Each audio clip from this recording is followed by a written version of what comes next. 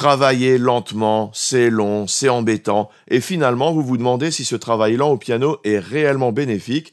Dans cette vidéo, je répondrai à cette question et même vous montrer comment travailler concrètement. On se retrouve juste après ça. Bonjour, je suis Ludo, fondateur du site lesfousdupiano.fr.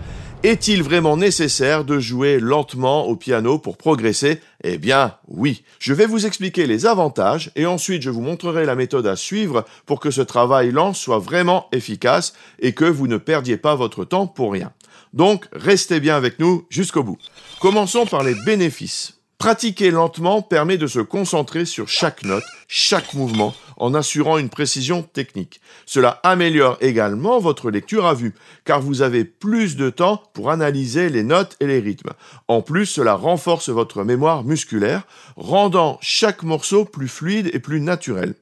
En fait, le travail lent au piano n'est pas juste une recommandation, c'est une stratégie éprouvée avec des preuves scientifiques. Commençons par le développement de la précision. Lorsqu'on pratique lentement, on permet à notre cerveau de traiter chaque mouvement de manière plus détaillée. Cela améliore la coordination motrice et la précision. Autre bénéfice, l'amélioration de la lecture à vue. En ralentissant, vous avez le temps de déchiffrer les notes et les rythmes plus efficacement, ce qui entraîne une meilleure compréhension globale de la partition. Des recherches ont montré que les musiciens qui pratiquent lentement peuvent lire de nouvelles partitions plus rapidement et avec moins d'erreurs. Enfin, le renforcement de la mémoire musculaire est un aspect fondamental. En jouant lentement, chaque action et réaction est enregistrée de manière plus précise dans votre mémoire. Cela signifie que vos mains se souviennent, entre guillemets, si on peut dire, des mouvements corrects, ce qui rend la pièce plus fluide et automatique avec le temps.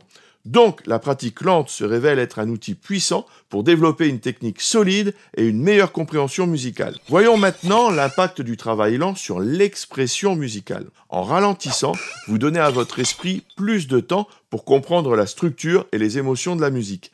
Cela vous aide à construire une interprétation plus profonde et plus personnelle de chaque pièce. Le but de la musique est donc de transmettre des émotions. Le pianiste doit interpréter les œuvres avec profondeur et sensibilité. La pratique lente vous permet de mieux comprendre la structure de la pièce.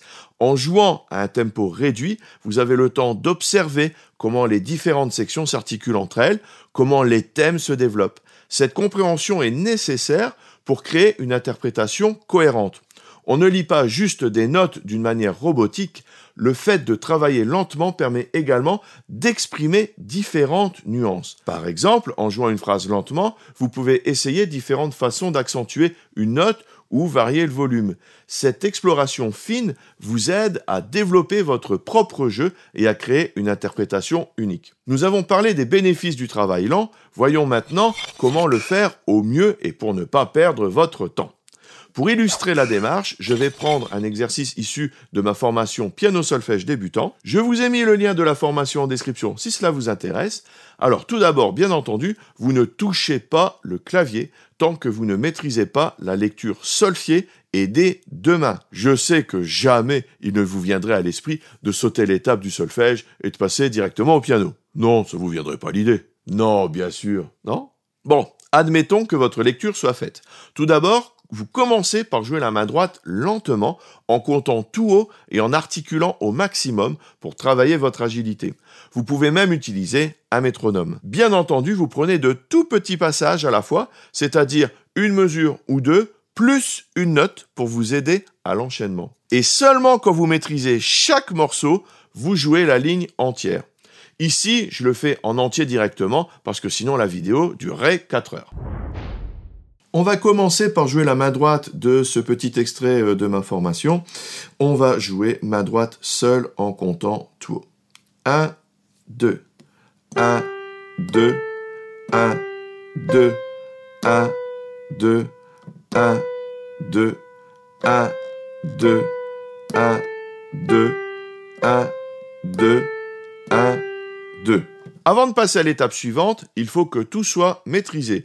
Et ce n'est pas parce qu'on a réussi une fois qu'on peut considérer l'étape comme maîtrisée. Non, il faut savoir le jouer au moins 5 fois, consécutivement, sans erreur, avant de passer à la suite.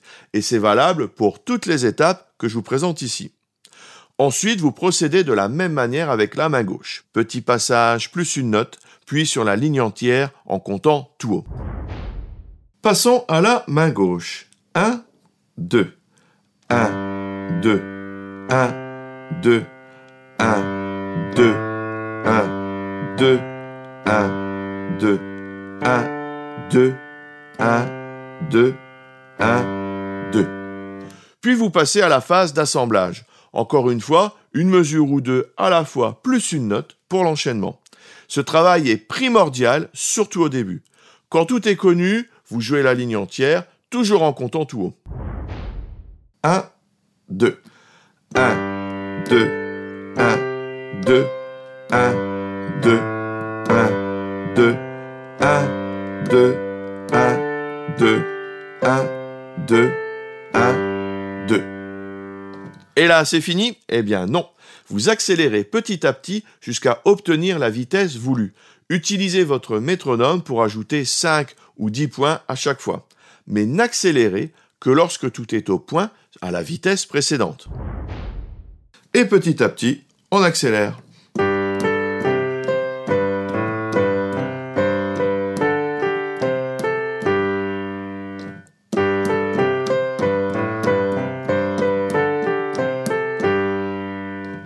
Je sais, c'est un peu long, c'est parfois embêtant, mais cela fonctionne. Et quand vous maîtrisez votre morceau rapidement, refaites-le lentement de temps en temps. Vous verrez que des petits défauts s'installeront au cours du temps et il faudra y remédier. Cela fait partie du travail d'entretien du morceau. Vous voyez finalement, le travail lent va beaucoup plus loin que le simple fait de déchiffrer une partition ou de vous embêter. Vous l'aurez compris, enfin, je l'espère, la pratique lente est un outil puissant pour tout pianiste. Elle demande de la patience, mais les résultats en valent vraiment la peine. Je vous encourage à l'intégrer dans votre pratique quotidienne et à observer votre progression. Mettez en commentaire si le travail lent vous gêne ou non. Expliquez-nous ce que cela vous apporte. Je suis vraiment curieux d'avoir votre avis sur la question. Merci d'avoir suivi cette vidéo. Si vous voulez apprendre à jouer du piano grâce aux accords, il y a toujours ma formation gratuite, toute la théorie et surtout la pratique, comment enrichir votre jeu en jouant un même morceau de 10 façons différentes suivant votre niveau. Pour recevoir les guides et les vidéos, vous cliquez sur le lien dans la description. N'oubliez pas le petit j'aime, l'abonnement, la petite cloche juste en dessous. Merci et à tout de suite dans les vidéos bonus. Salut!